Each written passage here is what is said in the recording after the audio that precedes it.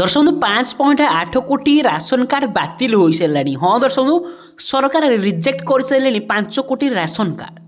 तो दर्शक आपणकर यही लिस्ट रे ना नहीं तो आपणकर राशन कार्ड कटि ना तो डिटेल्स चलते ये वीडियो मुझे कहीदेवी एणुक वीडियो को आप शेष पर्यटन देखूँ।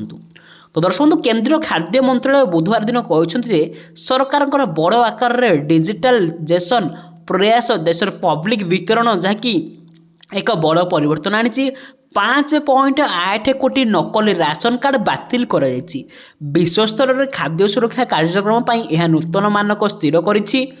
मंत्रालयर एक विवृत्ति कही 80.6 कोटी हिताधिकारी को सेवा करुवा पीडीएस व्यवस्था संस्कार एक अंश भाव आधार एवं इलेक्ट्रिक रूप में निज ग्राहकों को जानिया व्यवस्था जहाँकि EQIC सिस्टम माध्यम 5.8 कोटी नकली राशन कार्ड हटाई दि जाइए।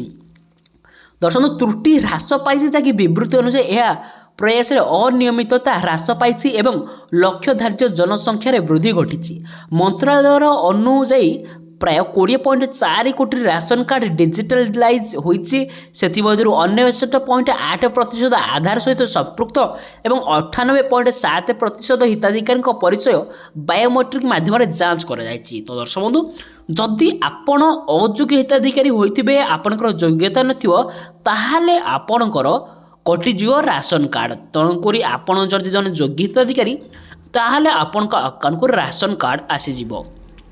तो दर्शक बंधु आपण यही राशन कार्ड अच्छी कि नहीं आमको निहाती कमेंट कर जनातु। ता सहित जब आप चाहते यही लिस्ट को केमी देखिए ताहा मुझे परवर्ती वीडियो बताइदेवी। तो ये आम चैनल को सब्सक्राइब कर पाखर बेल आइकन को ऑल करूँ। परवर्ती वीडियो मुझे देखिए जे आपड़ केमी लिस्ट चेक करेंगे जे राशन कार्ड रे आपन ना अच्छी ना कटि।